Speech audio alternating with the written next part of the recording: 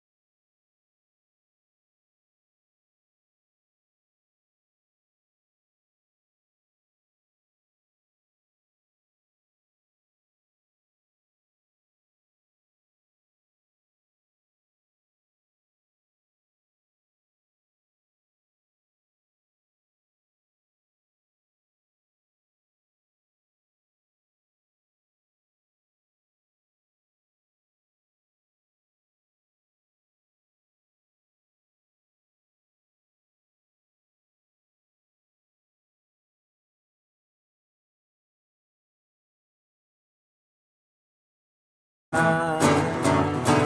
the light of mine. I'm gonna let it shine. It's the light of mine. I'm gonna let it shine. Let it shine. Let it shine. Let it shine. Who's feeling bright today? This morning. This the light of mine. I'm gonna let it shine.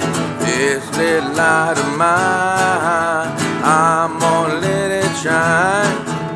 This little light of mine, I'm gonna let it shine. Let it shine, let it shine, let it shine. Hey Trevor, Trevon, a little voice, a little more voice on this.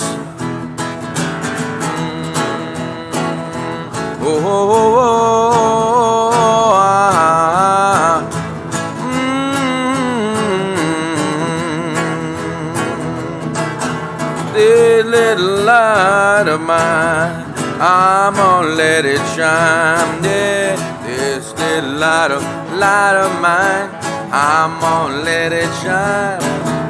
This little light of mine, I'm gonna let it shine, let it shine, let it shine, let it shine.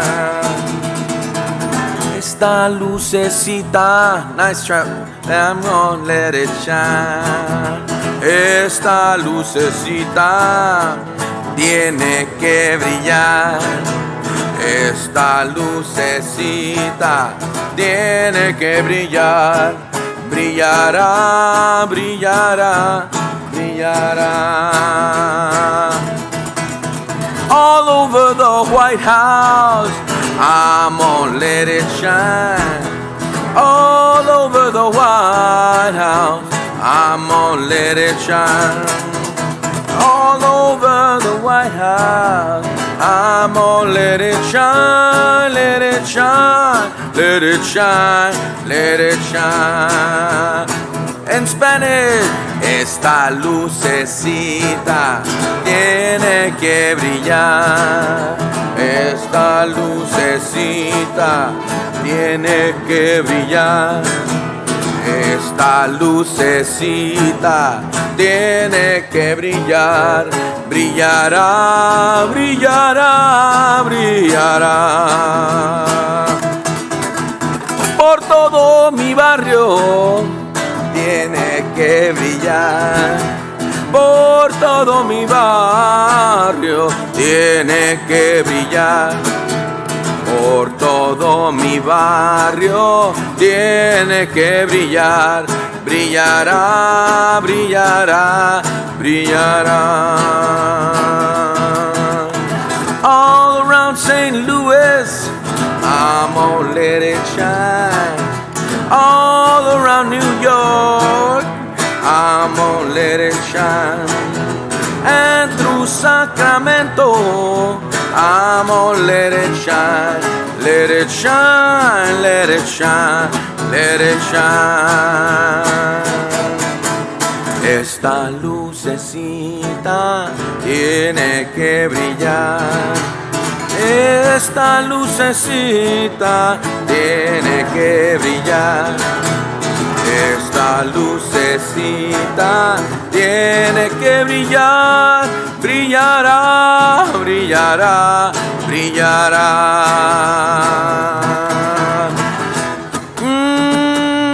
Yeah, yeah. Na, na, na, na.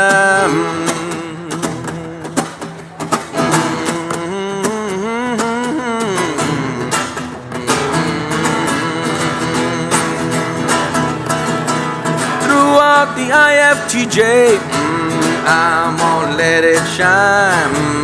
Throughout the IFTJ, I'm gonna let it shine. Throughout the IFTJ, I'm gonna let it shine, let it shine, let it shine, let it shine. Let me just hear you one time. Together, ready? This little light of mine. Oh, I'm it shine. Strong.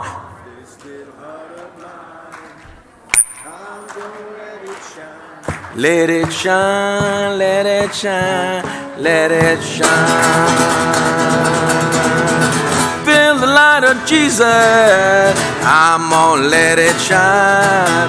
I got the light of Jesus, I'm gonna let it shine. I got the light of Jesus, I'm gonna let it shine, let it shine. Oh, I got the light of justice. Who's got it? I'm gonna let it shine. Oh, I got the light of justice.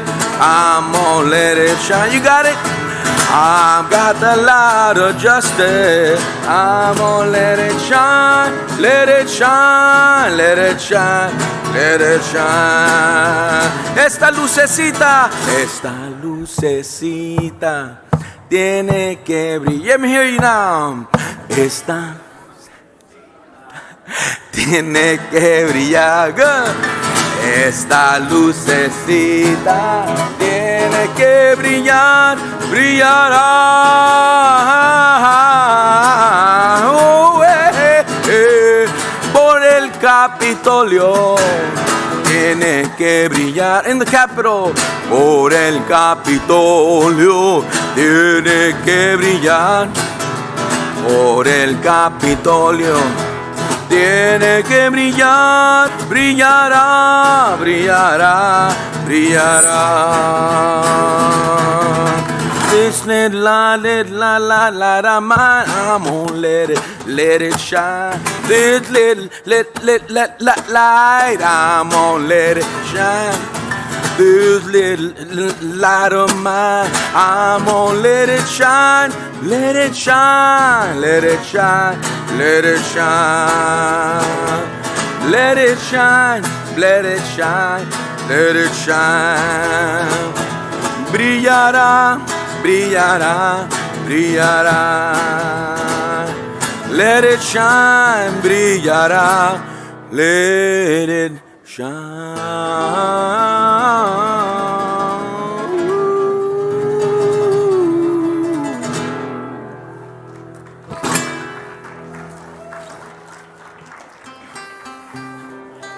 All right.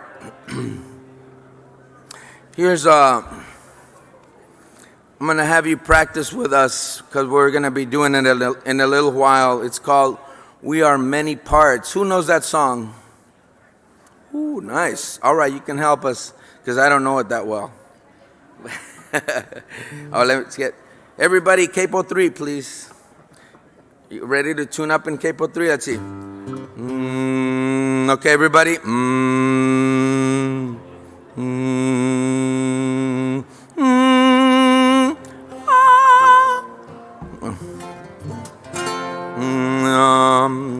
We are many parts, we are all one body. Ready? If you don't know it, listen to your neighbor and sing with him. And if you don't know it, la la la works just as well. Ready? 1, 2, 3. We are many parts,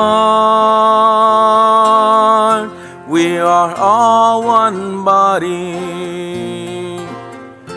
And the gift we have, we are given to share. May the spirit of love make us one indeed. One the love that we share, one the hope in despair, one the cross that we share. Okay, who got it? Who learned it? Ready? Let me hear you. 1, 2, 3. We are all one body. We are all one body. And the gift that we have, and the gift that we have, we are given to share. We are nice. May the spirit of love make us one indeed. One the love that we share. One our hope and despair. One the cross. All right.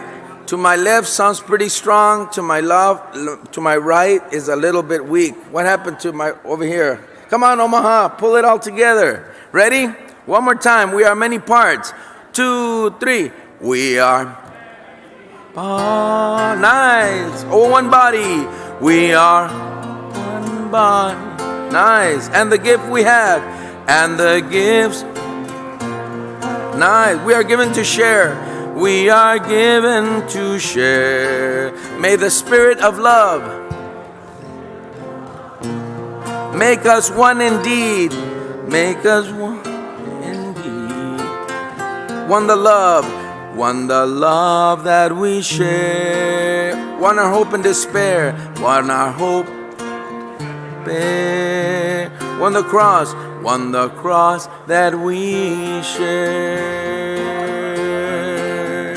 One last time. We are many. We are. There it is. And the gifts we are given to share. May the Spirit. Nice. Make us one indeed. One the love. One the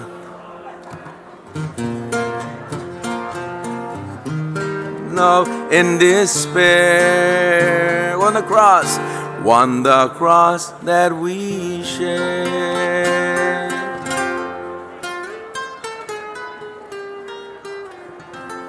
Very nice. Give you guys a good round of applause. Man, what a, come on, a good strong round of applause. Round of applause, man.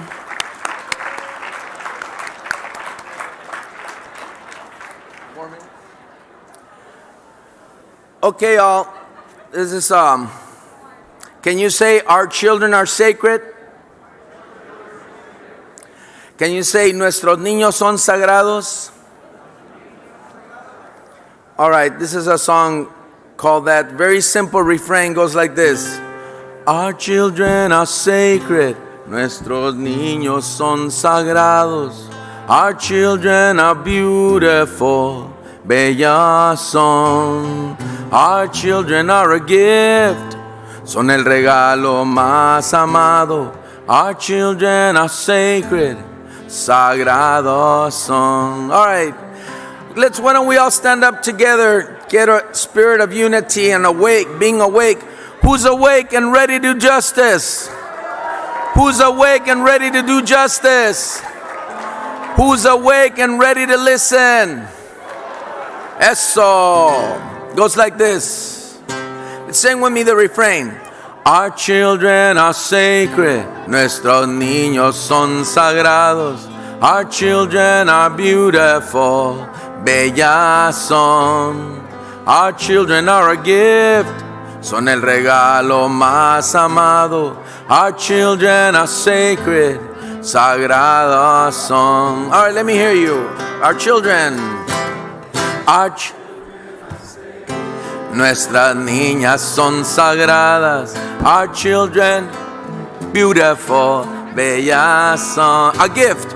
Our children son el regalo más amado. Our children are sacred, sagradas son. Yeah, here they come, eyes wide open to the violence we have caused. They come bearing gift for a better tomorrow, healing the sorrow, opening heart. Our children are sacred. Nuestras niñas son sagradas. Our children are beautiful. Bellas son. Our children are a gift. Son el regalo más amado. Our children are sacred, sagradas son. Our children are sacred. We welcome and embrace the family, yeah, and give them a love.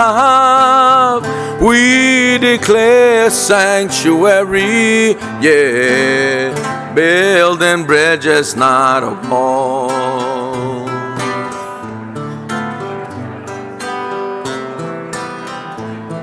One last time, our children are sacred, nuestras niñas son sagradas. Our children are beautiful, bellas son.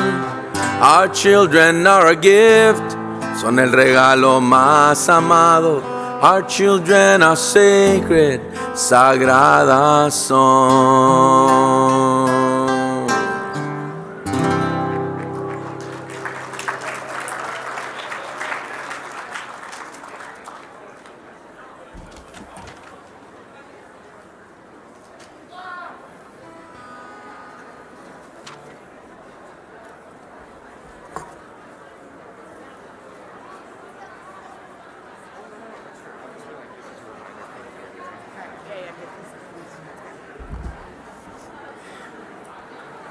Good morning.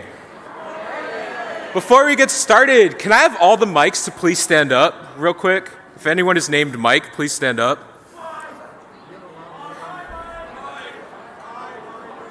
Thank you so much. That concludes this morning's mic check. Have a seat. I had workshopped that with Yazi and a couple folks, and they're like, do it. And Yazi's like, I support you. All right, so this morning, folks, we're gonna start off with our roll call, right? And so, just as a reminder, me and Yazi will read off each list of folks who are here today. And so, when your name is called, you're gonna respond with presente, right? So, we're gonna get started with that, and then we'll go right into today's events. Oops. All right. Creighton Prep.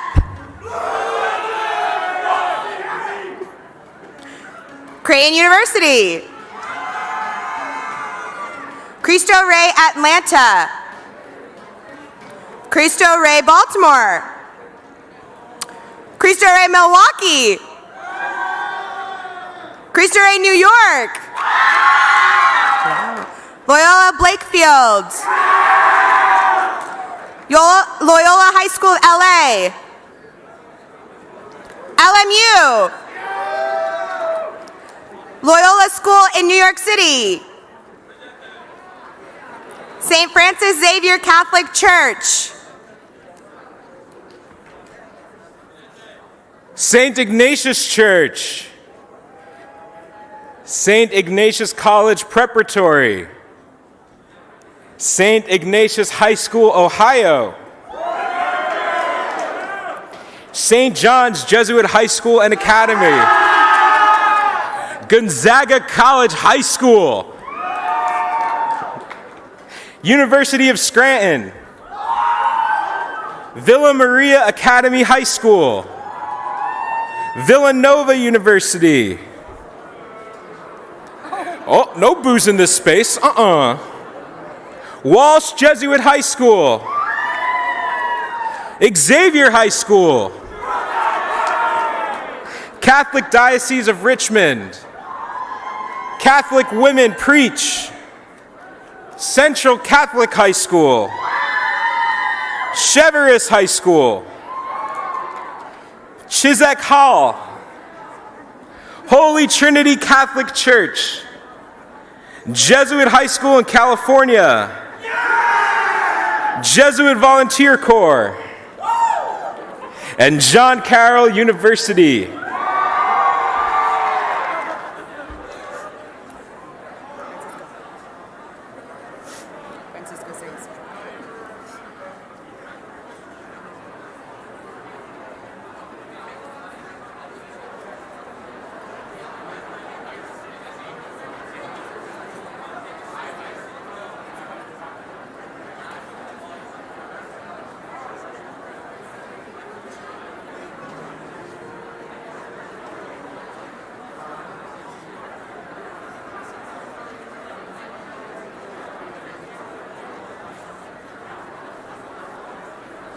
Do we have one song here? Yeah, I think so. Oh, this is the 120, the 820. Okay.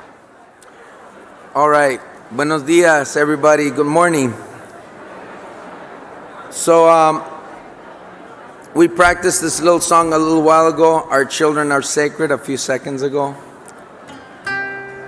Thousands and thousands of our kids are in detention centers. Of some 3,000 to 5,000 have been lost in this very destructive policy of immigration. And this song is to remember who we are. Very simple.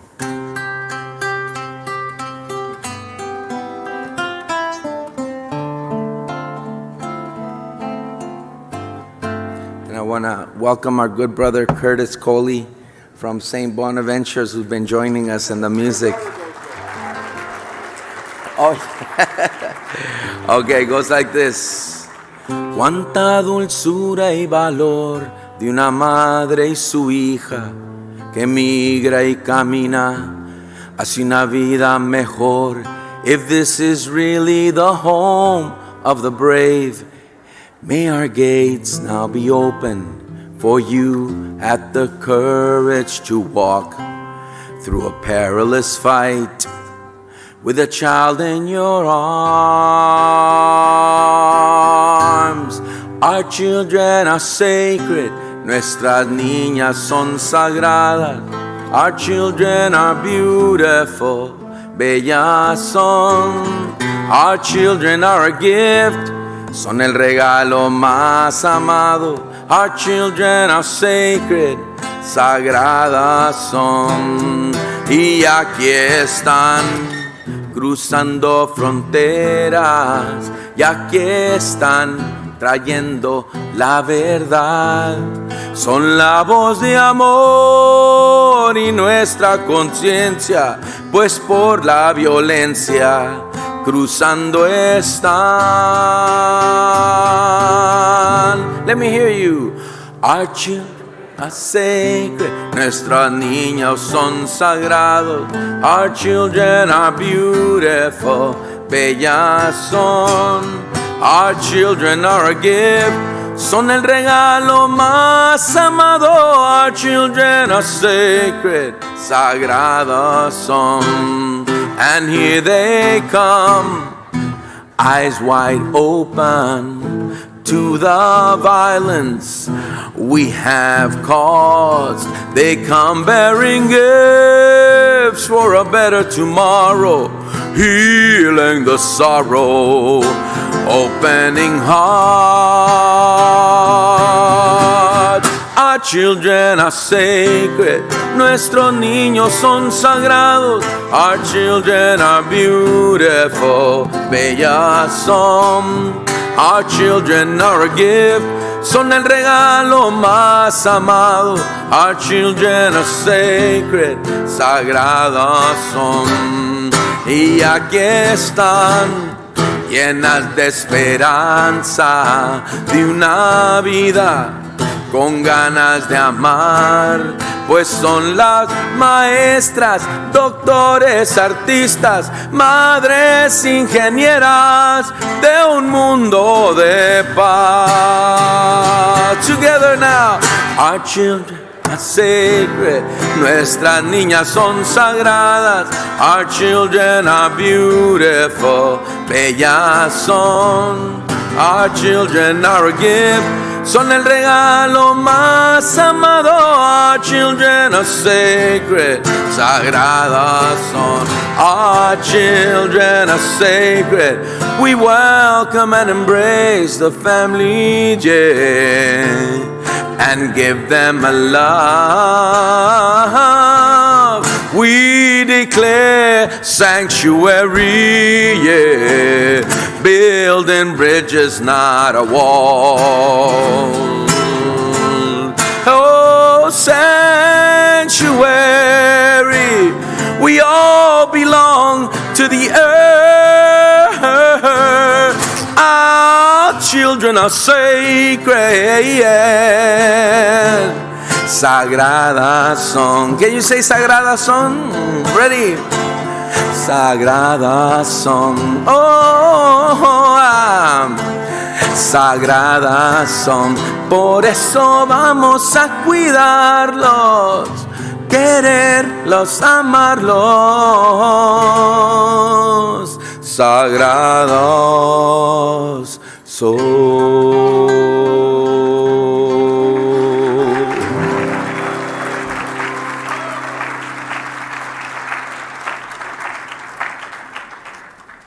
Thank you. So before our prayer, we're going to hear a word from two of our sponsors, Equal Exchange and the National Catholic Reporter.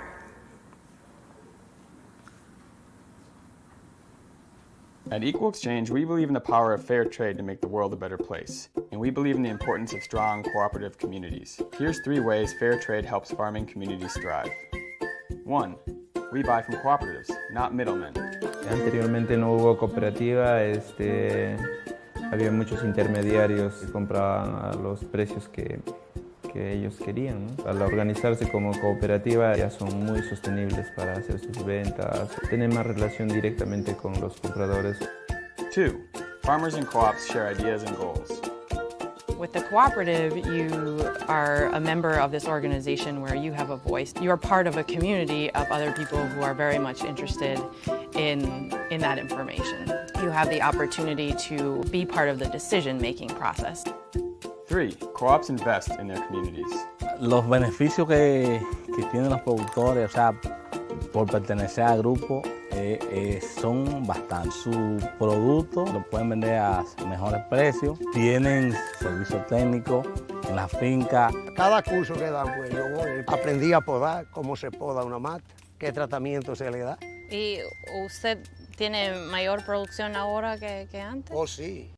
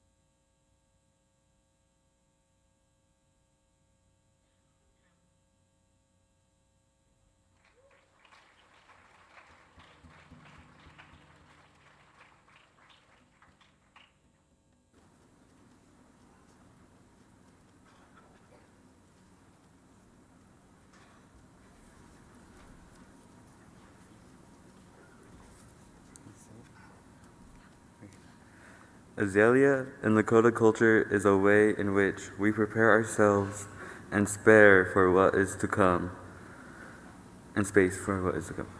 When we azalea, we burn medicines such as sage, bare root, sweetgrass. When we burn these medicines, the spirits of our ancestors are released. We are connected to our environment. When we azalea, we smoke the medicines into our hearts and over our heads, cleansing our thoughts. We will azalea on stage, and when we azalea out to you, we ask you to pull the medicine into your heart and over your head. At this time, we invite you to pray in the floor.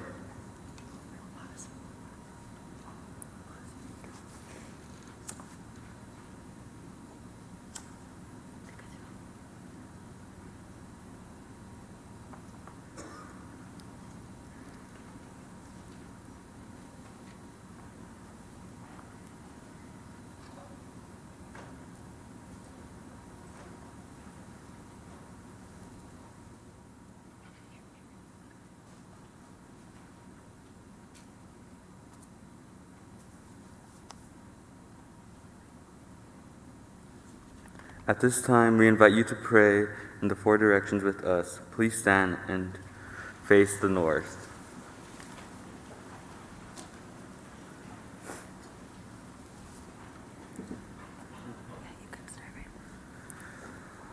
O great Spirit of the North, we come to you and ask for strength, and we come like the buffalo, ready to receive the winds that truly can be overwhelming at times. Whatever is cold and uncertain in our life, we ask you to give us the strength to bear it. Do not let the winter blow us away. O Spirit of life and Spirit of the North, we ask you for strength and for our warmth.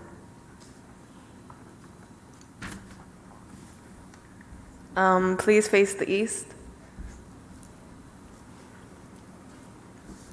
O great Spirit of the East, we turn to you where the sun comes up, from where the power of light and refreshment come. Everything that is born comes in this direction, the birth of babies, the birth of the puppies, the birth of ideas, and the birth of friendship. Let there be light. O Spirit of the East, let the color of fresh rising in our life be glory to you.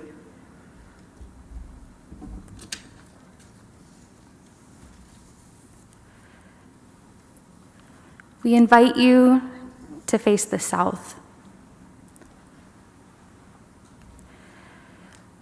O great Spirit of the South, Spirit of all that is warm and gentle and refreshing, we ask you to give us the spirit of growth, of gentleness. Caress us with the cool breeze when the days are hot. Give us seeds that the flowers, trees, and fruits of the earth may grow. Give us the warmth of good friendships. O Spirit of the South, send the warmth and the growth of your blessings. We invite you to face the west.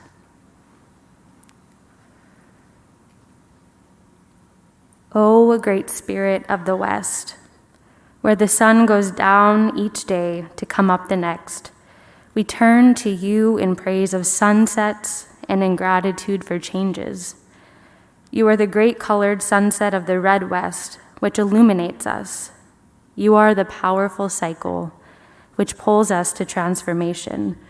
We ask for the blessings of the sunset. Creator, keep us open to life's changes. Help us to remain rooted in your bodily vessels. You may have a seat.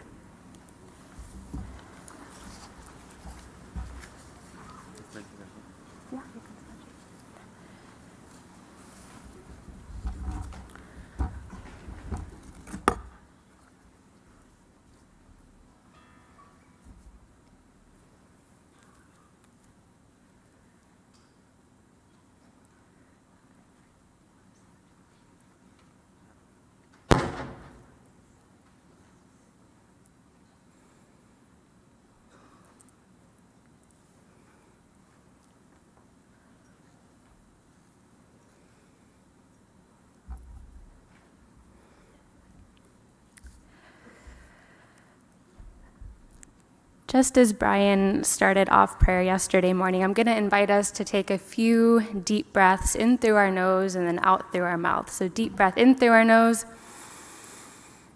out through our mouth. Deep breath in through our nose and out through your mouth. So this morning, we're going to be going through an embodiment meditation, because we believe that using parts of the body can bring us to the goal of kinship. Our senses allow us to be open to receive and to experience the people in our lives and in our midst. So I invite you to close your eyes as you are comfortable. And I want you to find a way in which both of your feet are firmly rooted on the ground, bringing to mind our environment, bringing to mind the earth that is below us.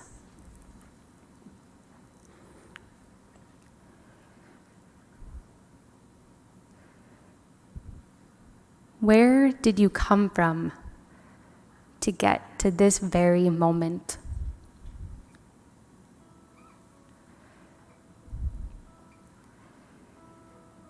Looking at your legs, feeling your legs, the strength and power of your feet.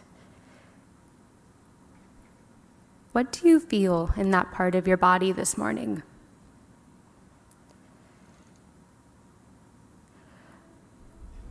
Noticing your arms. How are your arms being held? Offer attention there. What tensions or messages is your body sending you this morning? What did it take for you to journey to this place this morning, to this very seat, to the people you're with, to this very moment?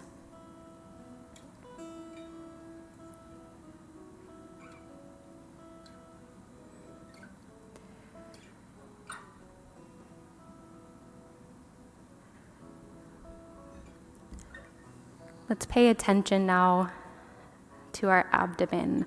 Our guts, our abdomen, our spine can offer us senses of direction.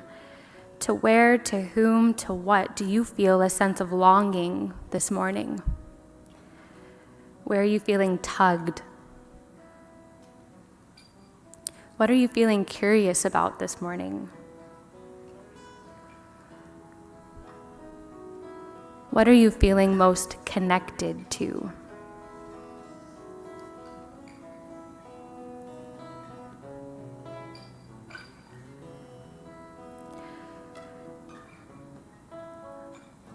Let's pay attention now to our heart. Our heart holds emotion, both articulable and inarticulable.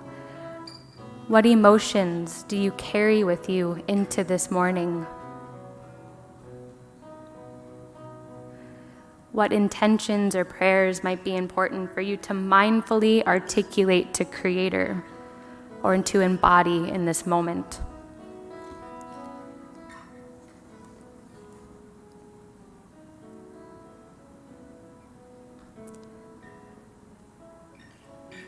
Now our minds.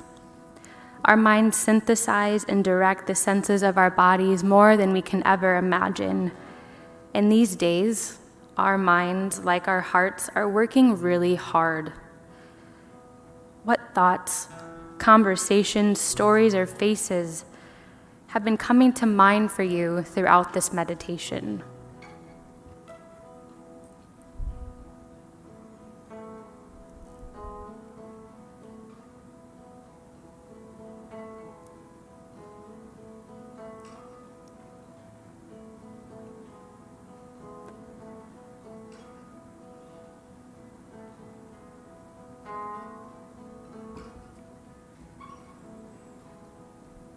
Offer those faces, offer those stories a blessing.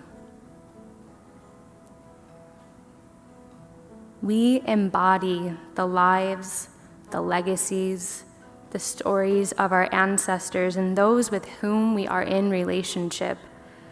Our bodies are vessels by which Creator allows us to feel the sweetness and challenges of life. Our bodies are vessels by which Creator allows us to build circles of compassion and kinship that are rooted in mind-heart connections. We must nurture and prepare these vessels in a way that is open to kinship in the world. We must do so in a way that reminds our relatives of their own divine and creative capacities.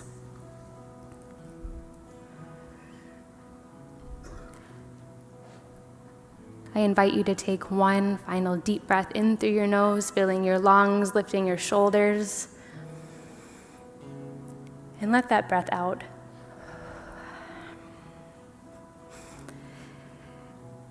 That there may be no dissension within the body, but the members may have the same care for one another. If one member suffers, all suffer together with it. If one member is honored, all rejoice together with it. Now you are the body of Christ, and individually members of it. I invite you to come back into this space, opening up your eyes slowly, moving your fingers, moving your feet.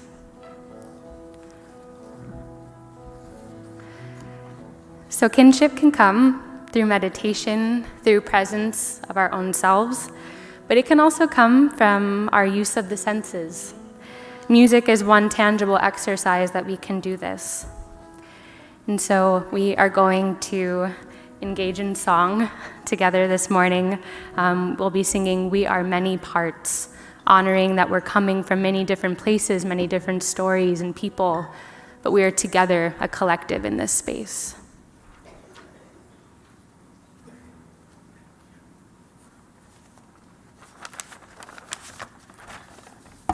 All right, you guys, so we practiced it this a little while ago. You remember it? You're going to have to help me because I don't know this song very well. Oh, wait. Capo 3. Y'all tuned in to your Capo 3? Let me give you the note. Ready?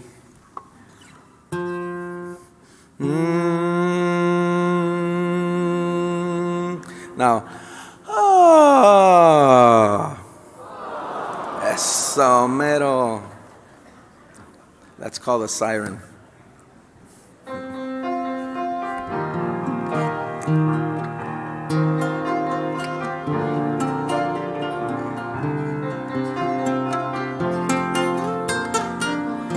We are many parts, we are all one body, and the gifts we have, God given to share.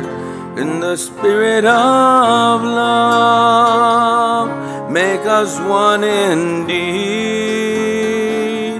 One the love that we share, one the love that we need, one the cross that we bear. God of law, we look to you.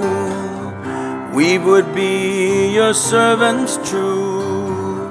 Let us be your love to all the world. We are all many parts. We are all one body. And the gifts we have, we are given to share. Let me hear you now. May the Spirit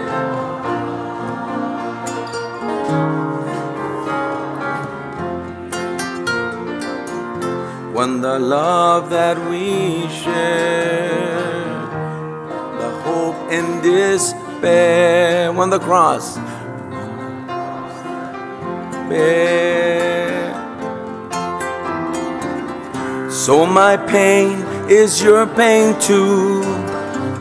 In your joy is my joy too. All is brought together in the Lord. Together we are. I don't hear you stronger. We are. And the gifts that we have, we are given to share. May the Spirit of love make us one indeed. One the love that we share. Hope, one the hope and despair. Cross, one the cross that we bear. All you seekers, great and small, seek the greatest gift of all. If you love, then you will know the Lord. We are all one body, and the gifts we have, we are given to share. May the Spirit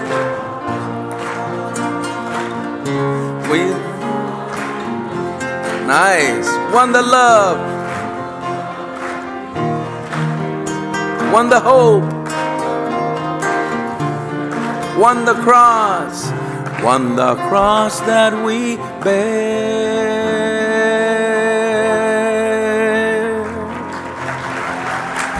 Nice.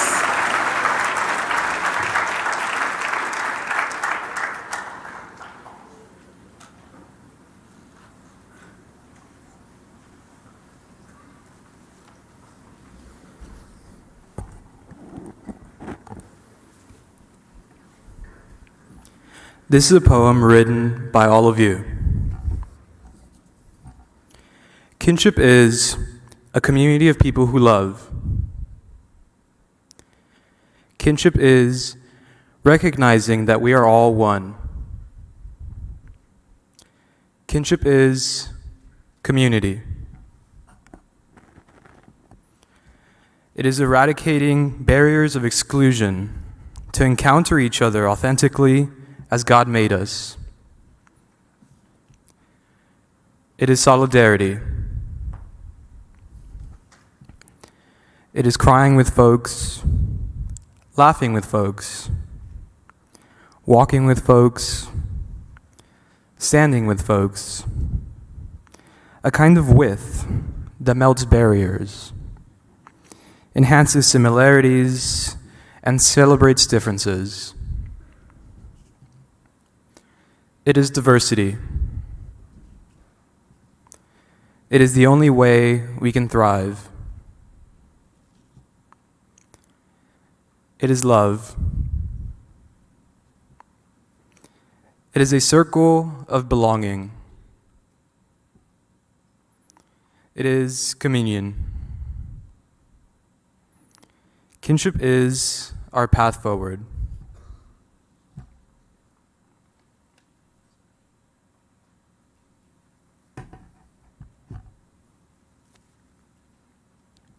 God of life and of the oppressed, we are living under an empire of greediness, injustice, poverty.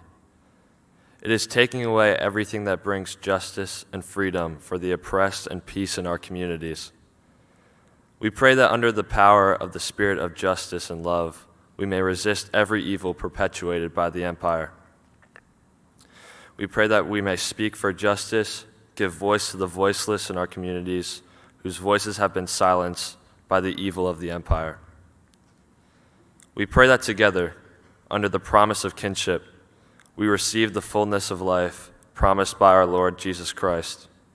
In the name of Jesus, Christ our liberator and giver of life, we pray. Amen.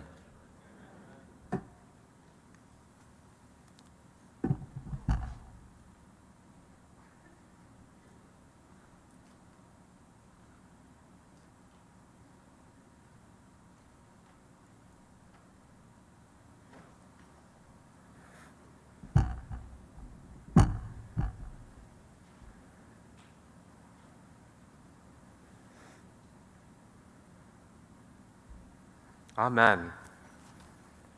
Thank you all who have been involved in this morning's prayer. We now welcome this morning's Ignatian Network speakers, Dr. Deborale Richardson-Phillips, Vice President of Diversity, Equity, and Inclusion at St. Ignatius High School in Cleveland, Ohio,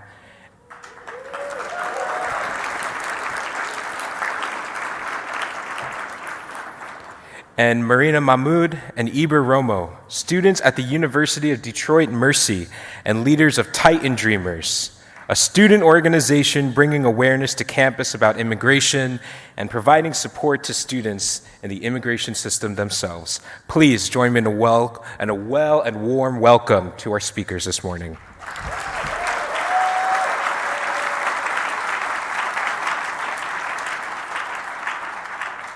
Good morning. Oh, you can do better than that. There are 1,000 of you out there. I'm old. I got an extra hour of sleep last night. I need you to match my energy. Good morning. Good morning. Awesome, awesome. I want to start out by saying I was asked to speak on calling today. And I want to start by saying I call my grandmother quite a bit. This is not your grandmother's talk or call for invitation to your life. I want to ask you to think a little more deeply. So my question for you is, do you know when you are being called? I don't mean when your cell phone is ringing or vibrating. I mean when your heart and your spirit are being called in a certain direction. If you're anything like me, and I believe we have a few things in common, then I believe that we think we know, but do we really? As a child, I recognized my mother's distinct calling. When she said, "Hey, pumpkin, come here," that meant one thing. When she said Deborale Lynette, I knew I was in trouble. The most vivid memories associated with the use of my entire name is when I wasn't where I was supposed to be or doing what I was supposed to do. For example, when I was growing up, I had to be on the front porch when the lights came on. Raise your hand if you had to be on the porch when the lights came on. If I wasn't on the porch, my mother would call, Deborale, Lynette, get on this porch now. And my initial thought was, really? Is this lady serious? Is she about to make a scene right now? I'm in the front porch, I'm in the front yard. I'm 6 feet tall, so I know that she sees me. And my next thought was, does it really matter whether or not I'm literally on the front porch? When I first got married, I loved it when my partner said, hey babe, come here. Then we had children, and I knew when I heard their cries at 2 a.m. in the morning that they were calling me. The cry progressed to mommy, mommy, mommy, and then just mommy, then mom, and now at 24 and 20 years of age, when their friends are around, I'm simply, hey mother. The interesting thing about calling, regardless of who is doing it, is when I hear my name, my natural inclination is to say yes. So how is it that I'm so very clear when the people I love are calling me, yet for so long I managed to miss the call of the person who loved me so much that he sacrificed everything?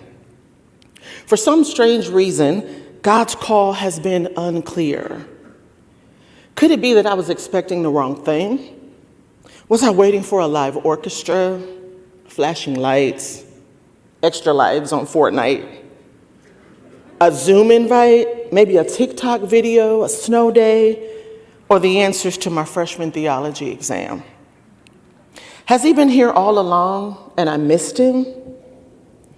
The simple answer to that question is yes.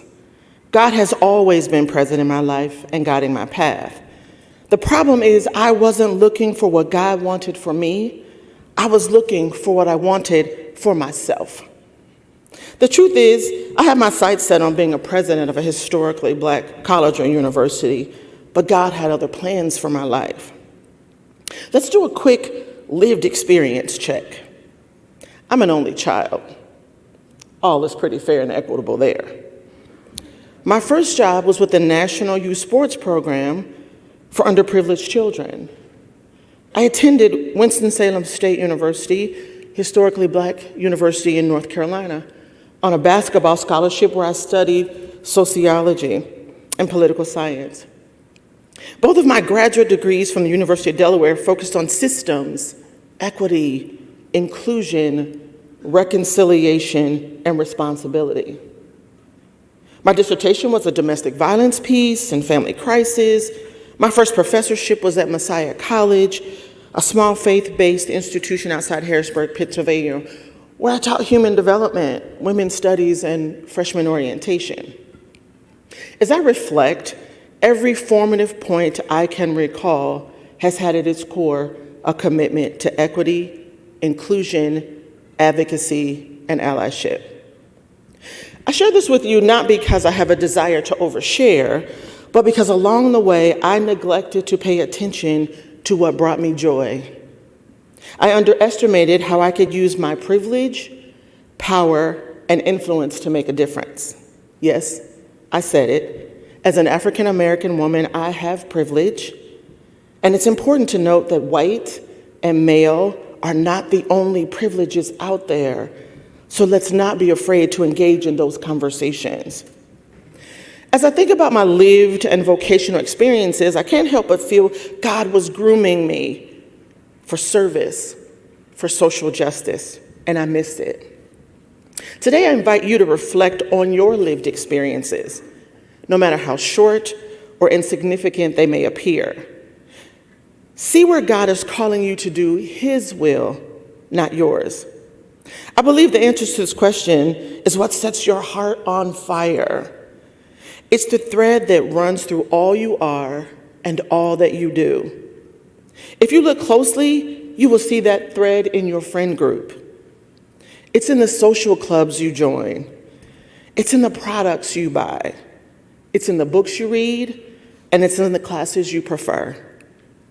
You may also find when that thread is missing from the fabric of your life, you are unsettled and incomplete. I ask again, do you know when you are being called? The answers to the question may be difficult or even surprising. Know that you are at this conference for a reason. God is grooming you to heal a hurting world, reconcile broken communities, and to work for peace and justice. In case you didn't know, you're here to create relationships. You're here to create a support system. You are not here by accident. So please take advantage of this moment. I say again, if you're anything like me, and I believe we have a few things in common, God may be calling you to get on the front porch now. Your initial thought may be, Lord, are you serious? I came to this conference to learn, but I'm not ready to take action or commit. I'm too young. I don't have a degree. My friends will laugh, or the conversations will be too difficult. Lord, ask me for something else, anything else. I'm right here in the front yard. I go to Mass. I attend a Catholic school. Lord, are you really about to make a scene right now? I've never been closer to you, and the next thought might be, does it really matter whether or not I'm literally on the front porch? The answer to that question for you is also yes. Are you going to be the change agent God is calling you to be? If your plan is to heal and reconcile communities rather than destroy them, work for peace and justice rather than wait for someone else to take the reins, you must unashamedly stand on the front porch. You must be the example the world needs to see regardless of our differences. You must intentionally listen to God's call, and when you hear your name, respond, yes, Lord. Thank you.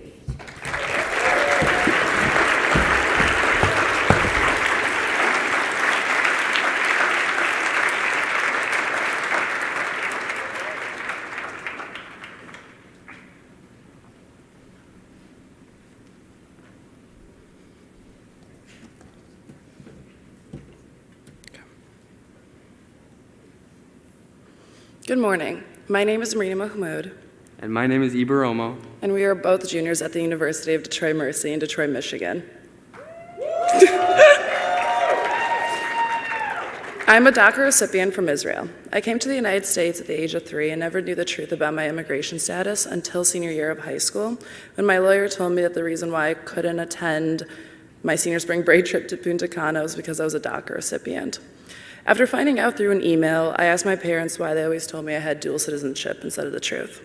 The reason was that they were paranoid, and I would share my status and somehow get in trouble or deported. I understood my parents' paranoia, but I also felt silenced. It took nearly 10 years to find my truth. When I looked into DACA, I found out that former President Donald Trump was attempting to end DACA, which now caused me to feel panicked. That summer, my lawyer offered for me to either get married or move to another country to get my green card, and then come back to the United States. Now, instead of deciding what theme I wanted my dorm to be, I was thinking about getting married or deciding what country I wanted to move to at the age of 17, a country I'd never been to nor spoke the main language of all alone. I was born in a small city in Mexico by the name of León, Guanajuato.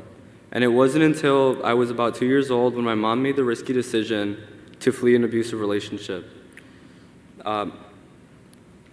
The decision was risky because it meant crossing over the border illegally. Since then, we've lived in the Metro Detroit area, and my childhood was pretty average growing up. However, once high school came around, there were a few unexpected wake-up calls. I had grown up with the knowledge that I was not from here, but it wasn't until my friends had started getting their driver's licenses and jobs when it really started to hit. We had attempted to file a DACA form at the time, however, money was short at the time. My mom was unemployed as well at the time, so during that time period, I just remember looking for any sort of option that I could find to start getting my life back on track and on the same track as everyone else's life. But it was to very little avail, as there weren't many options and still aren't many options for undocumented immigrants. And as time went by and I started to apply for colleges, I had finally hired a lawyer to file my form, but it was during the time of the Trump presidency.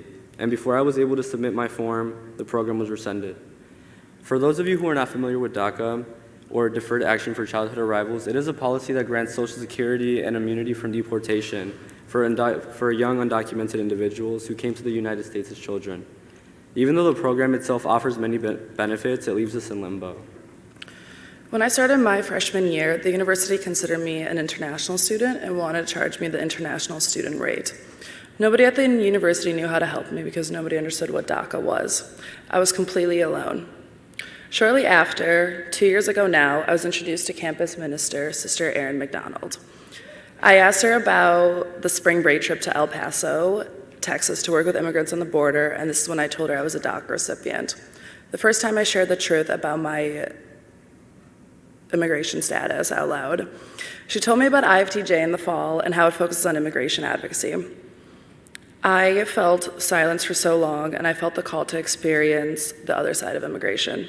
I applied for the Dorothy Kazel Scholarship for IFTJ and was lucky enough to be one of the few to be picked. When I got to IFTJ, all the Dorothy Kazel scholars met together in a room. This was the first time I met anyone who was a DACA recipient, and it was the most surreal experience. They were strangers to me at first, but all of a sudden they weren't. They understood what it was like to have DACA and to go through all the motions of being in the immigration system.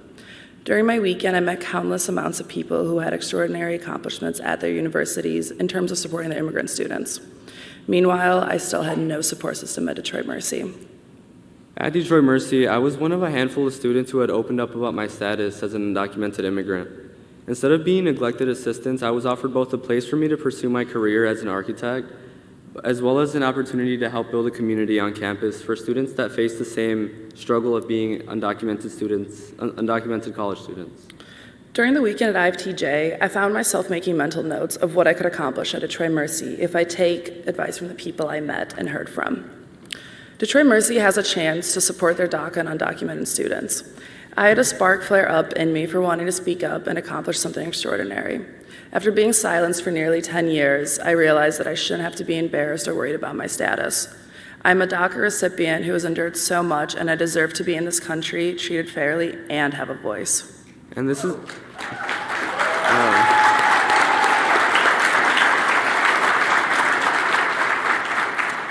And this is why me and many people choose to look in the direction of activism for fairness.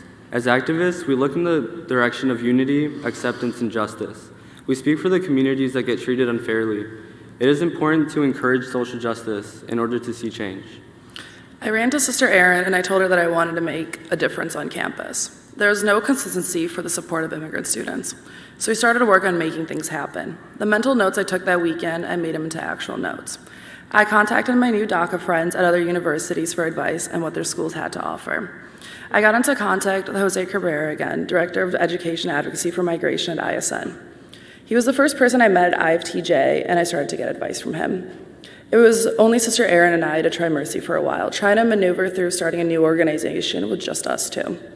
It was a slow progress, but I remained faithful in getting started. Then the COVID pandemic happened, but so all the progress we made was put on hold. However, during that time, I was able to meet a fellow DACA recipient, Adriana, at Detroit Mercy, who had as much of a passion as I did. Her and I, along with Erin, started to form an organization that focuses on supporting immigrants on campus and being a safe space. We attended monthly student organization calls with Jose and students at other campuses. We took even more notes and asked questions. As we planned our goals for the organization, we were able to meet other DACA recipients who wanted to make a difference on campus. Through Zoom calls every week and forming relationships with each other through a computer screen, we finally created the Titan Dreamers organization. Helping in the creation of Titan Dreamers as an undocumented student 2 years ago was just the beginning of this unwinding journey for me. As of September of this year, my wait was finally over. I felt the weight of fear from deportation fall off as I received a letter from the USCIS saying that I had been approved for my DACA form after all of these years.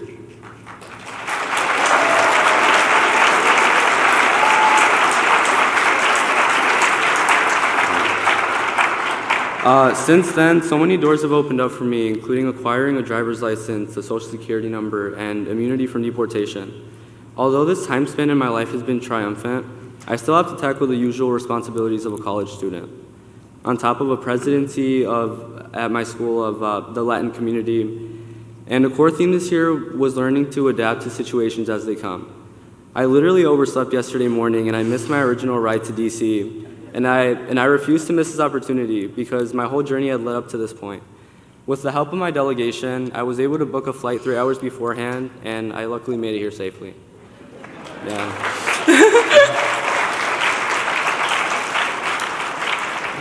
We are all capable of achieving whatever we set our minds to as long as we have the desire for it. Now, I'm not here to talk too much about myself, which I really don't mind doing. I'm here to share how you can start your own club or organization on campus from the ground up. To start off, show of hands if you have a club or organization on campus for immigration and keep them up. Higher.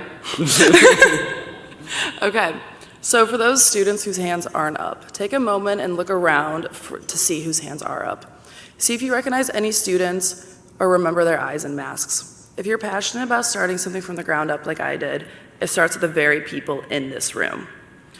Take my advice. Make new friends and ask them what they've accomplished on campus. Take down notes and take down their information as well. Go to campus and start to make things happen. How? All it takes is yourself and your drive. Reach out to campus ministry or any faculty or professors you trust and who would care about immigration.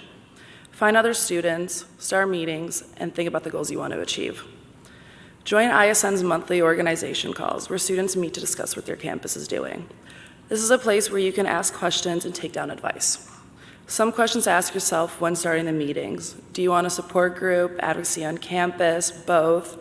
Do you want DACA and undocumented students only, or do you want to let allies join in? Once your goals have been set, start planning an Undocu Week. A whole week on campus, promote your group and goals. Think about the events you want to do. Have an event for a Q&A. Ask some speakers to come and share their stories about being an immigrant or their advocacy stories. Even getting an immigration attorney to talk about the legality of immigration. Make flyers to promote Undocu Week. Get in contact with current and past professors and ask them to share the event with their classes. Hint, ask them if they'll offer extra credit to students who will attend. Contact the deans of your colleges. Contact other presidents of clubs and organizations. Word will spread, people will show up and support your hard work. After the Titan Dreamers planned everything for our very first Undocu Week this past March, through only Zoom calls, in the middle of a pandemic, we had nearly 100 people join us for our first day. It was quite the accomplishment. And we're not done. As someone that is a DACA recipient, person of color, and part of the LGBTQ community, I speak for the thousands of people that get treated unfairly. It is important to encourage social justice in order to see change. It genuinely brings me so much joy and a sense of empowerment being around so many people that want their voices to be heard. It takes doing what every single one of us here is doing today. It takes being open-minded, loving, caring, and motivated to make change. We can all not only be dreamers, but resilient fighters. We fight for our dreams and for the dreams of others. While we're here, let's all take advantage of hearing one another. Let's look forward to building connections, and let's continue to fight for equity among all of our beautiful and diverse communities. You may feel alone and defeated at times, but the end result is truly one of the best feelings. You're making a difference that's going to impact so many and continue beyond your years at the university. You're setting a future for every new group of immigrants. Eber and I are here to support any and all of you in any way we can. We're always willing to help plan, share our experiences, and answer any questions you may have. Have faith and fight for what you believe in. At the end of the day, your courage is what inspires others to keep fighting and the strength of the ones who are just starting. Thank you.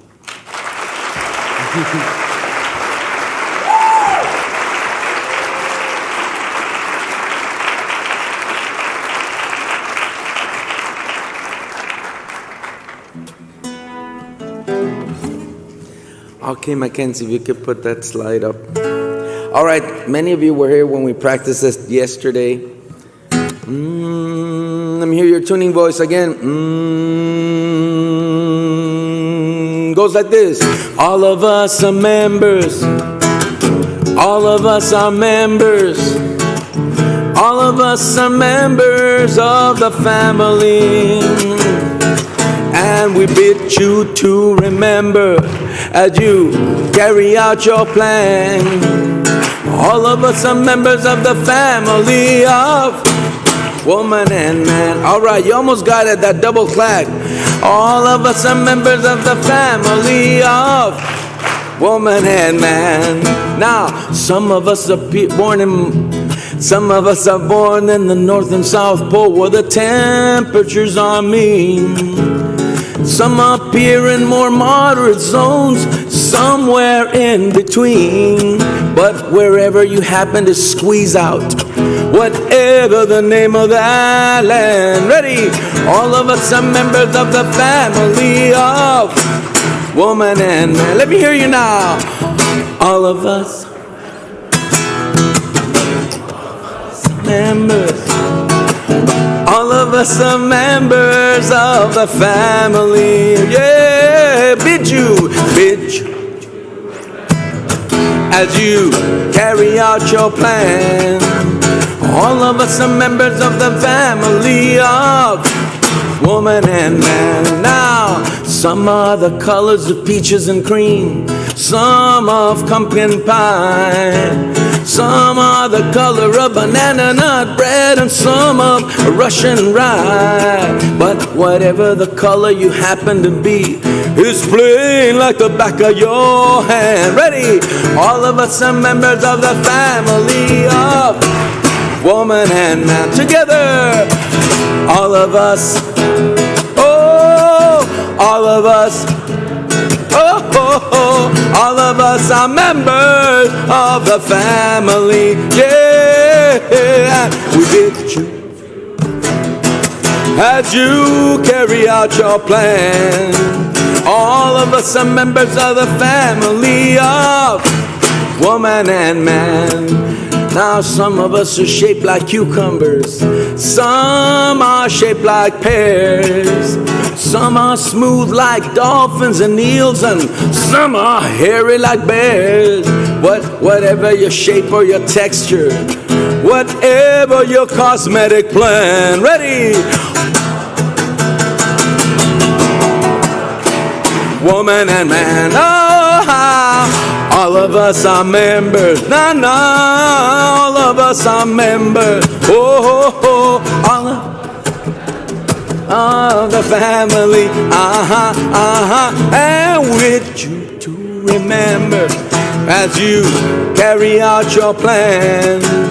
All of us are members of the family of woman and man. Now some love members of the opposite sex, some prefer our own kind, some think variety's the spice of life, and some can't make up our mind. But whatever your orientation, whatever love demands, all of us are members of the family of woman and man. Come on, stand up with me. Come on, together. Can we sing it strong? I don't hear you. Together. Oh. Yeah, yeah, yeah, yeah. Na, na, na, na. Love us. All the family. Let's hear you at the White House. Bid you to remember as you carry out your plan. All of us are members of the family of woman and man. Now, there are those among us who are dangerous, that's for sure. To protect their privileges, they would drag us into war. But my family must organize to rid them of that power. Guarantee the future against that midnight hour. Together now, let me hear you now. Stronger, all the family, and we bid you to remember as you carry out your plan. All of us are members of the family of woman and man. All of us are members of the family of woman and man. Yeah.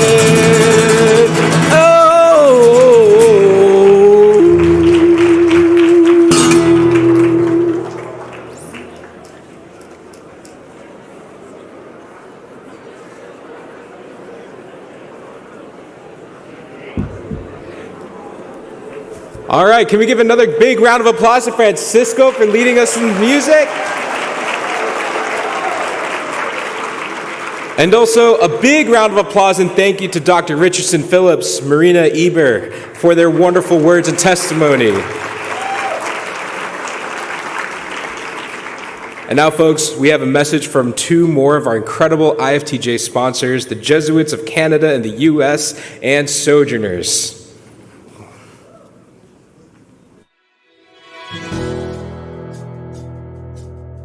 The reason we have feast days and anniversary years is to remind ourselves of what's important and to see all things new in Christ. That's it.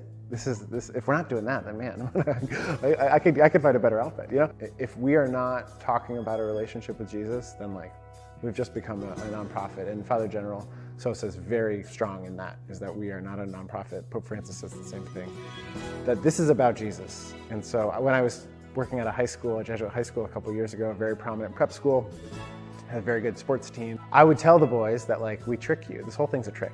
We trick you with lacrosse, and we trick you with service trips, and we trick you with the homecoming. That's all frosting because it's all about relationship with Jesus Christ. All things new in Christ for me is like radically charged, lived experience of the resurrection. So how can we be present to the pain of the world, not look away, help to alleviate the suffering, and let people know that they're not alone.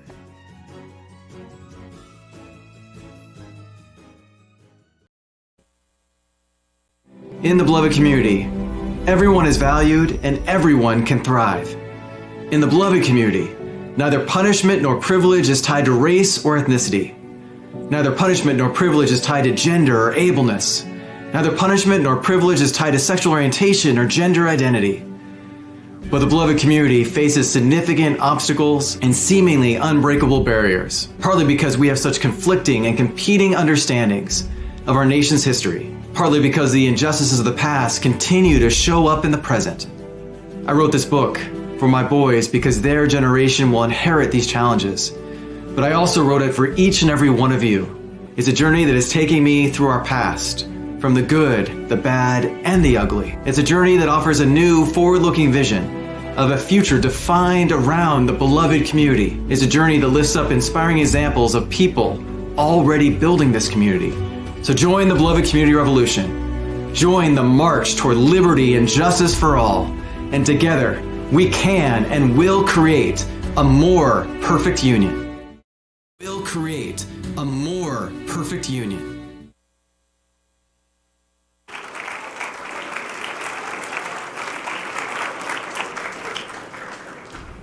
Thank you to all of our sponsors, exhibitors, and advertisers. I'm now excited to welcome this morning's keynote speaker, Keya Chatterjee. Keya is Executive Director of the U.S. Climate Action Network and author of the book, The Zero Footprint Baby: How to Save the Planet While Raising a Healthy Baby. Her work focuses on building an inclusive movement in support of climate action. Chatterjee's commentary on climate change policy and sustainability issues has been quoted in dozens of media outlets, including USA Today, The New York Times, Fox News, The Associated Press, The Washington Post, and NBC Nightly News. Keya previously served as Senior Director for Renewable Energy and Footprint Outreach at the World Wildlife Fund and as a Climate Change Specialist at USAID.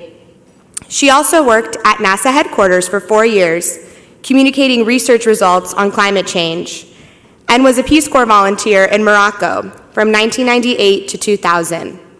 She currently serves on the board of the Washington Area Bicycling Association, and she received her master's degree in environmental science and her bachelor's in environmental science and Spanish from the University of Virginia. Please join me in welcoming Keya Chatterjee.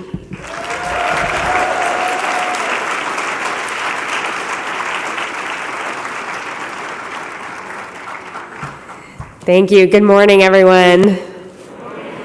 So as as we all sit here today, there is a room just like this in Glasgow, Scotland, where delegates from all over the world are sitting at the UN climate meetings at COP26. And today is actually the day off between the 2 weeks of these UN climate meetings, but there's still meetings happening where people are deciding how are we going to land this set of meetings today. And these meetings they're called COP. It's the Conference of Parties, COP.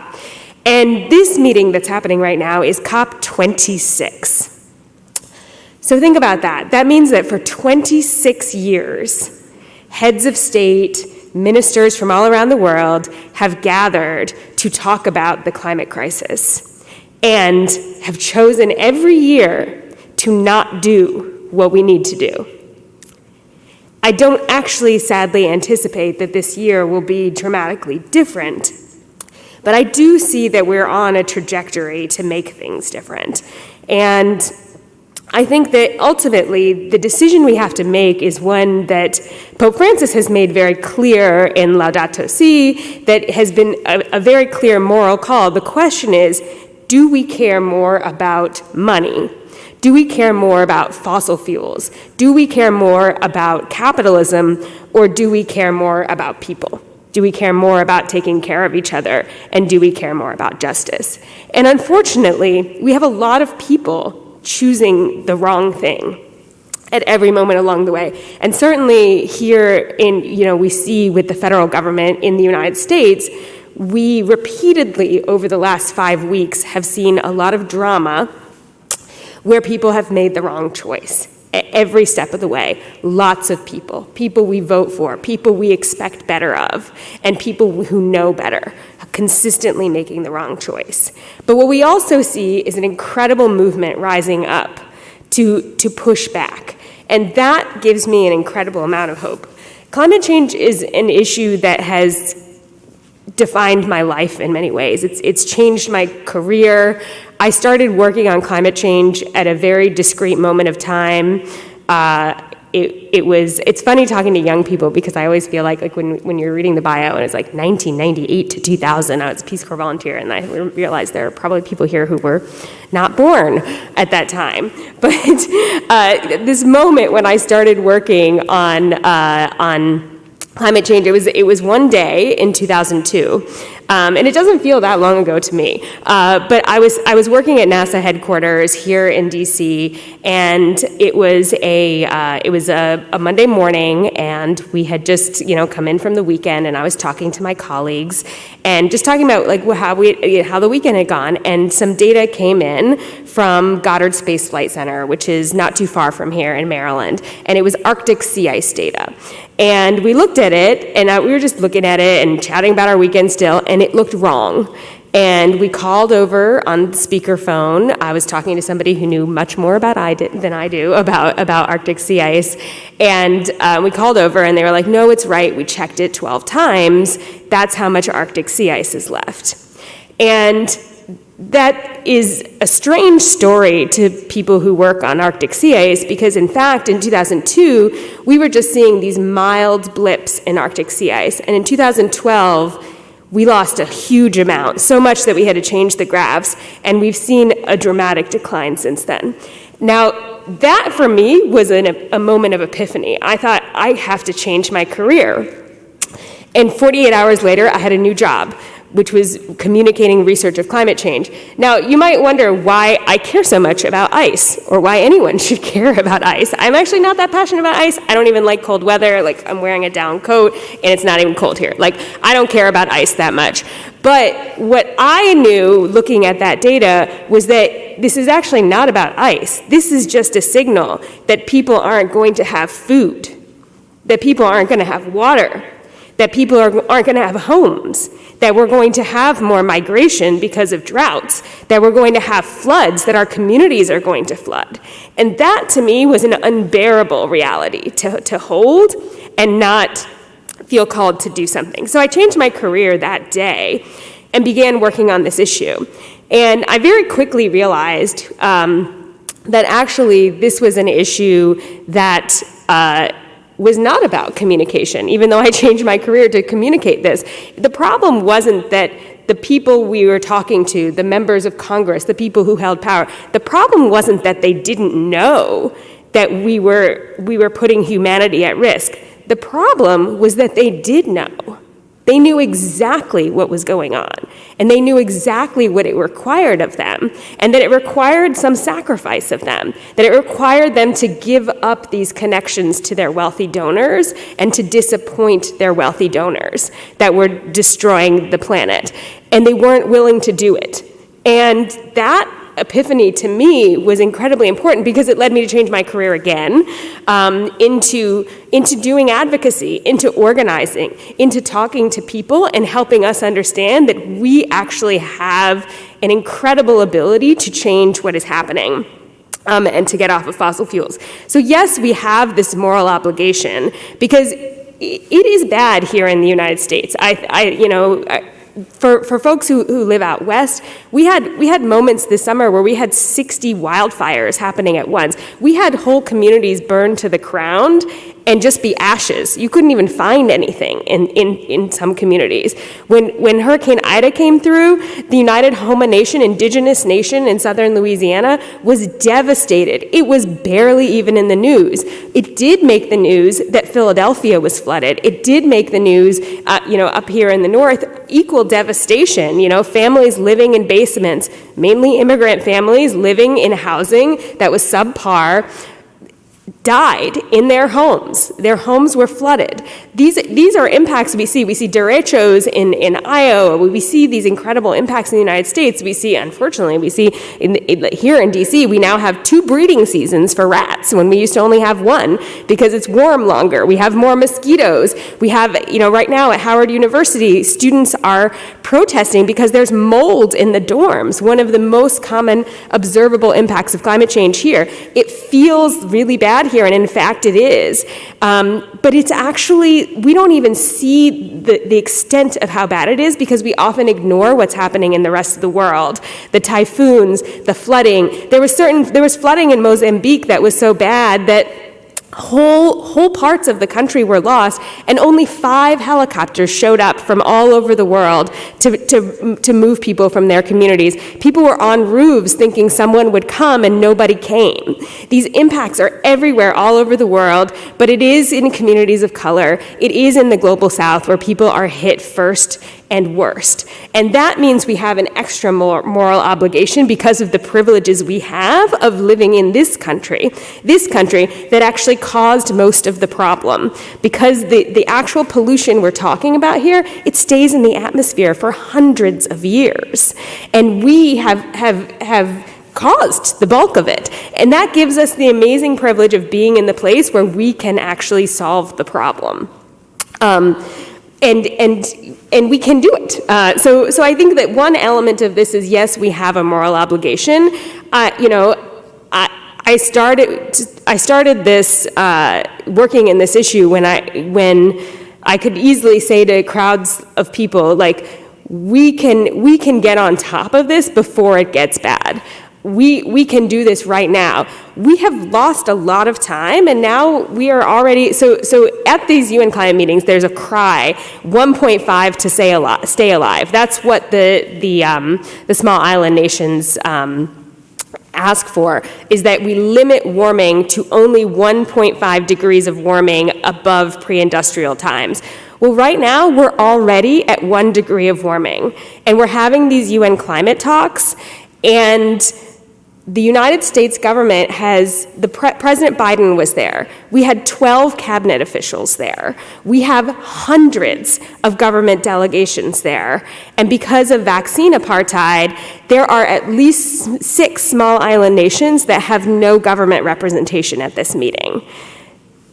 These issues really overlap of justice when you see things like that. We have such enormous privilege here in the United States, and we are not using it right now to help those that have most at stake, and we are not seeing the moral elements of the issue here. We actually wouldn't have a climate crisis if we didn't live in a system of white supremacy. And I think that's something that we don't really absorb, how interconnected these issues are.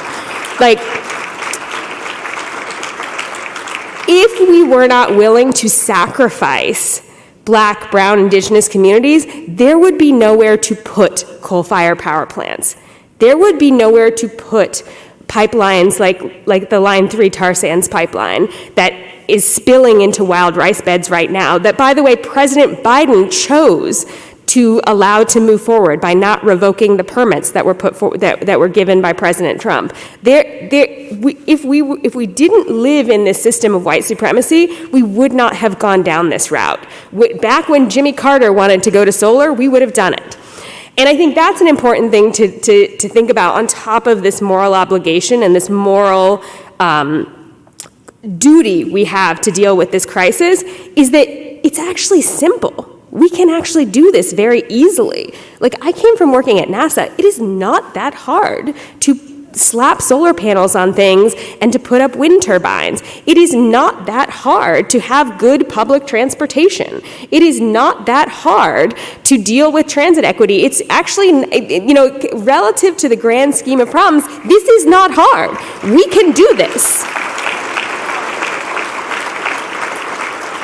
And so it comes down to why haven't we done it? And it just comes back to money and power, and a very dangerous alignment of power that we've allowed to take hold in this country between fossil fuel billionaires and white nationalists and people who want us to be in a constant state of war. And that alignment creates a block that's very hard to overcome, but we can do it if we are united and if we have solidarity across issues. And that brings me to what has been happening in DC. And I'm so short, I have to say, I have to stand on my tiptoes every once in a while just to see my time check, in case you're wondering why I have to do this every once in a while.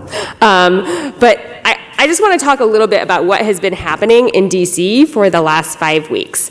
Because there's a lot in the news about it, and I want to tell it from the perspective of 5 young people who were on hunger strike for 2 weeks, for 14 days, and not eating.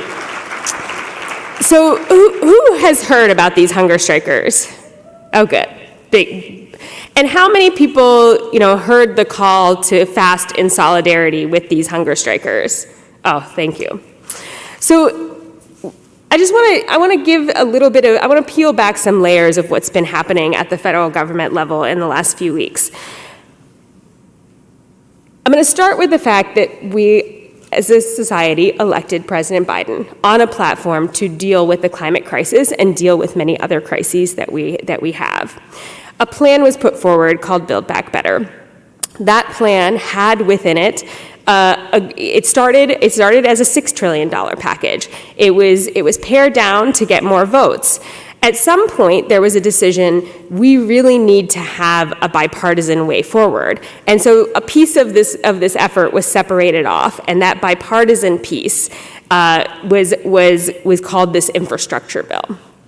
All the rest of the pieces, child care, college, community college, immigration, dealing with the climate crisis, all of it got put into another bill called the Reconciliation Bill or Build Back Better. These two things got separated. And at a moment of crisis, when people realize we may not be able to get support from this, particularly from a few individuals, from Manchin, Sinema, but also in the House of Representatives, Gottheimer, Rice, Schrader, people who are from places that are absolutely feeling the impacts of climate change, fires in Oregon, flooding in Hawaii. A few people blocking this meant that what the decision was to take a lot of the climate crisis provisions out, to take a lot of the immigration provisions out, to take a lot of the protections out, and in order to get it done. That happens, we don't have the political power we need to deal with justice, and it happens. But then what happened was that we had these brave hunger strikers come forward and say, this is not okay. This is not okay. We want to live, and we want to live safely. And so they began to go on hunger strike. And what we saw at that point is that we began to get provisions back in that we had lost in the Build Back Better bill.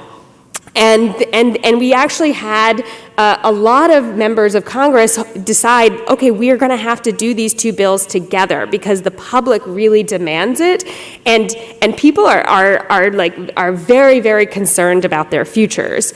And that held for a few weeks. There was a lot of back and forth, a lot of deadlines.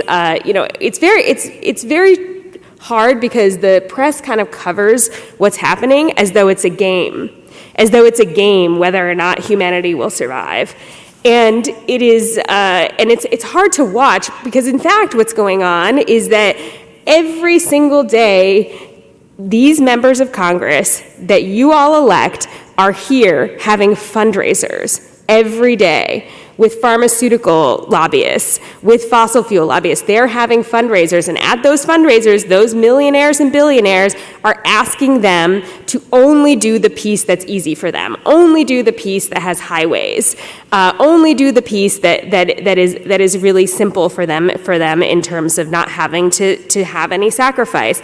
And so I was very, very proud of the hunger strikers that that their work was able to make a change here, to bring some pressure, and it really made a difference. And again, all those provisions came back in, but then what we saw on Friday night was that the infrastructure bill passed, and the other provisions did not pass. There was just a promise they would pass in the House, and there's some uncertainty in the Senate.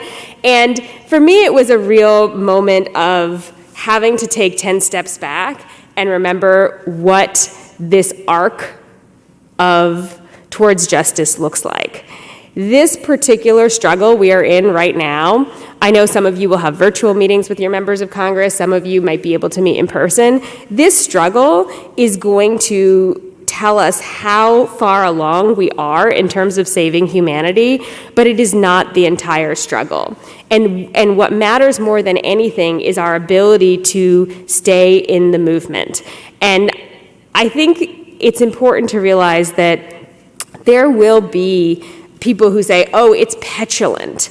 It is immature to demand these things. It is immature not to go with compromise. But I think we also have to remember that we cannot compromise with the physics of the atmosphere. We can't I can't have a debate and say sorry, the politics aren't here, please stop warming. I can't do that. And I think that there's there's this mismatch between our politics and this crisis that we face. And I think we face this with COVID too, to some degree, where it's our politics are well, we don't want the government to have to step in and make vaccines. But the reality of the situation is that we needed it. We had to do that in order for us to survive. And so I think that we're in a moment where we have to realize that it is going to take all of us together to move forward. And I'm going to say something a little bit challenging and hard here, which is that I feel that if our faith communities had really, in the last decades, been taking forward a message of protecting each other and our planet, we wouldn't even need to have hunger strikers or an environmental movement. But are our schools really teaching Laudato Si? Are we really leaning into the calling to do this? How many people, have a class about Laudato Si or hear sermons about that on a regular basis? That's great. Maybe 5%. That's not enough. And we find ourselves in a very politically difficult situation because of that. We see in the United States what the Pope is saying is not actually being conveyed at the pulpits in this country. The bishops in this country are not conveying that message, which means we don't have the movement we need to have. And until we really bring until we really understand that whatever we want to achieve on any other issue, we cannot achieve if we ignore the climate crisis, if we continue to make this choice. We can't achieve it. We continue to say money and fossil fuels and in politics is more important to us than doing the right thing. We cannot, we're not going to win on any of our issues. They're all interrelated. And so we need faith institutions to step forward in a different way, because time and time again, and right now, we're right in the middle of this right now. We are seeing the federal government, we are seeing the UN climate meetings fail to move forward because we are not enough in community and pushing this issue as people. And my call to all of you is to do whatever you can to change that. We have incredible power as individuals, but we have so much more power in community.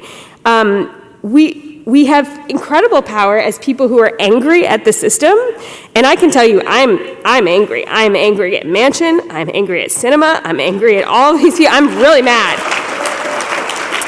I'm furious, but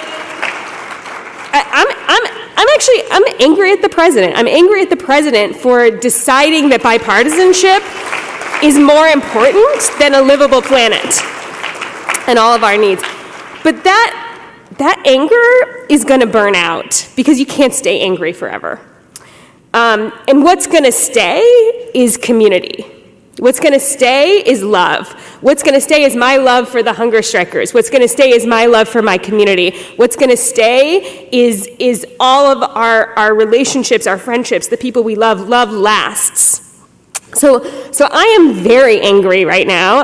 I'm so angry that I can't even process how we have landed here. We had this incredible deadline of the UN climate talks.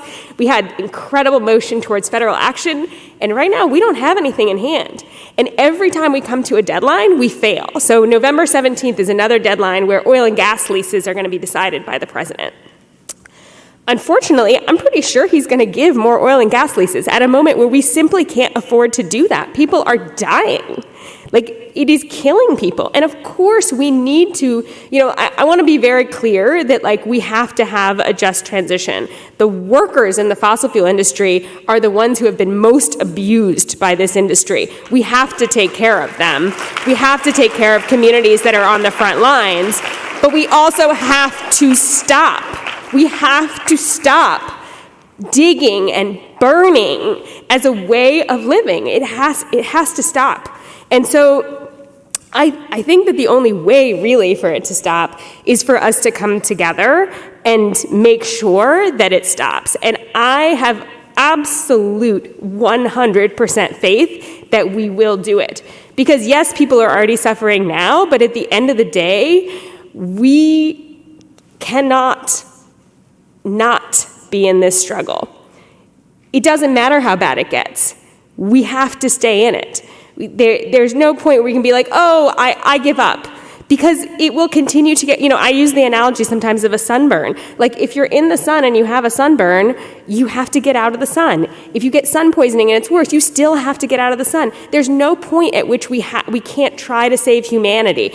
Humans will be fine. Humans will exist as a species, but will we save humanity? Will we save music? Will we save love? Will we save community? That is up to us. That depends on what we do. So I'm going to end with the words from the hunger strikers that they left us with as they were leaving town and doing protests against Senator Manchin, which is, I'm going to ask you to repeat after me with each of these phrases. We will live full and beautiful lives. We know what is at stake. We choose to fight together. Thank you.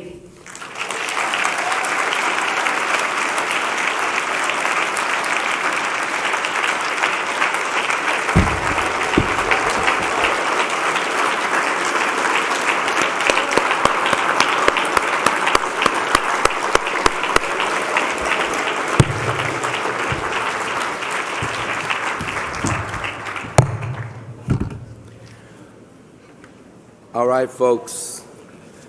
So the way we do this is that we take risks, correct? Is that right? Who's ready to risk? This is an old song from the 70s. But the message is just the same for today.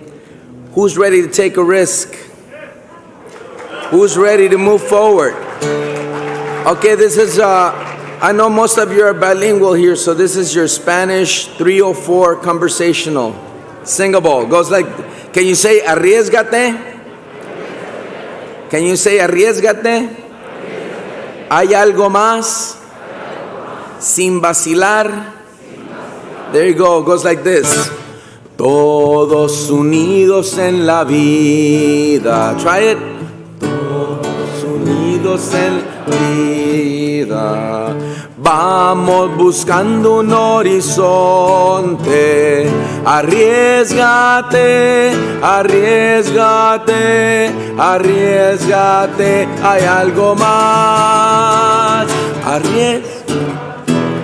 Arriésgate, arriésgate sin vacilar. One more time.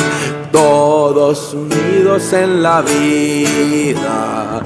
Vamos buscando un horizonte. Todos. Arriésgate, arriésgate, arriésgate. Hay algo más. Arriésgate, arriésgate, arriésgate sin vacilar. Ningún camino es largo para el que cree. Ningún esfuerzo es grande para el que lucha. No road is too long as we look for a path. If you believe, no struggle is too great. No effort is too great if you struggle. No cross is empty if you love. Ninguna cruz vacía para el que ama. Todos unidos en la vida. Vamos buscando un horizonte. Arriesgate, arriésgate,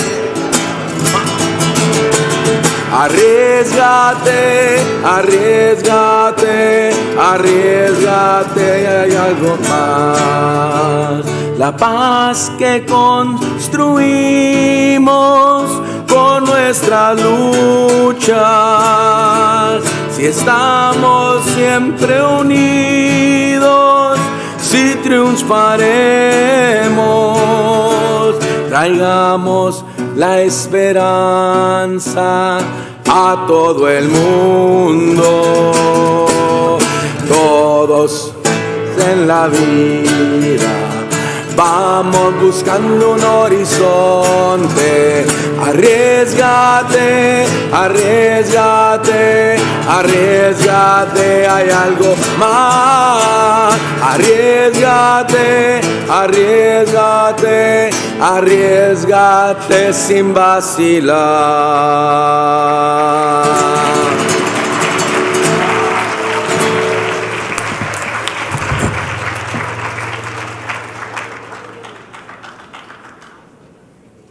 Let's give one more big round of applause to Keya and Francisco.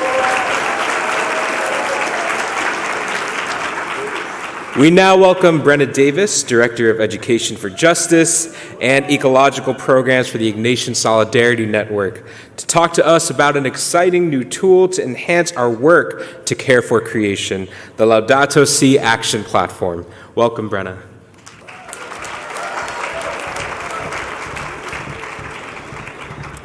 Good morning, Ignatian family, and thank you all for being here. I had notes, but Keya got me all riled up. I don't know how you all feel.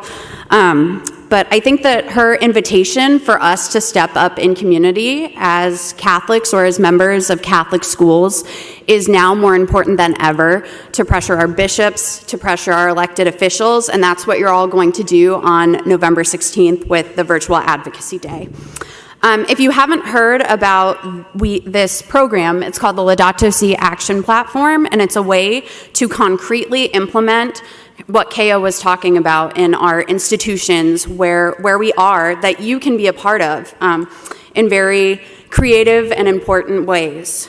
So on Sunday, November 14th, Pope Francis and the Vatican will officially launch this platform. And it's an opportunity for every Catholic school, university, and parish to commit to creating and implementing their own unique environmental action plan for the next 7 years. And you can see the 7 goals behind me. We are living through a critical moment, as Keya reminds us, with COP26 happening right now. And I think that a lot can happen at the kind of higher level, but most of the movements from history that have been most effective have started at the grassroots with a small group of people in a room who are committed to work for justice, like the hunger strikers. So actually, Paul Campion, one of the hunger strikers, he's a graduate of Gonzaga College High School in DC, and he also went to Loyola University Chicago.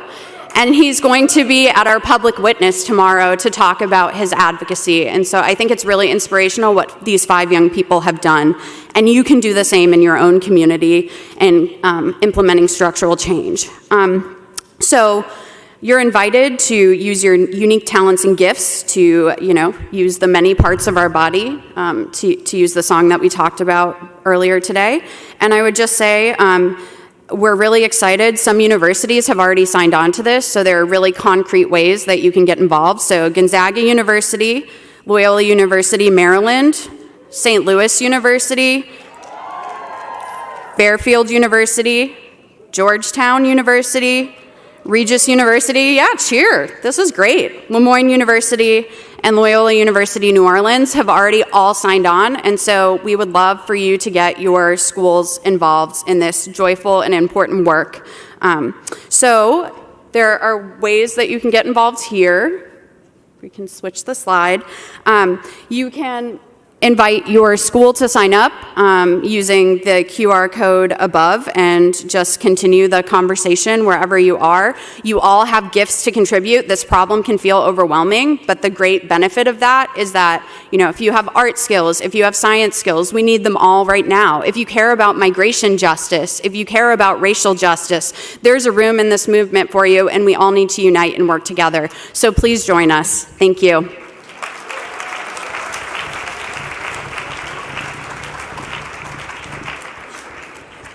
Okay, if you have your program handy, pull it out, and you will find on pages 19 and 20 the breakout session options for our next breakout that will begin after this session. Also, in that same program, on page 4, you can look to check out our networking lunch options for after our next breakout session. If you are participating in the choir or band during Mass, we will be practicing during lunch, so please meet here at the front stage at 11:30 a.m. If you'd like to be a Eucharistic minister at Mass this evening, also come to the stage and look for Father Don at 11:30.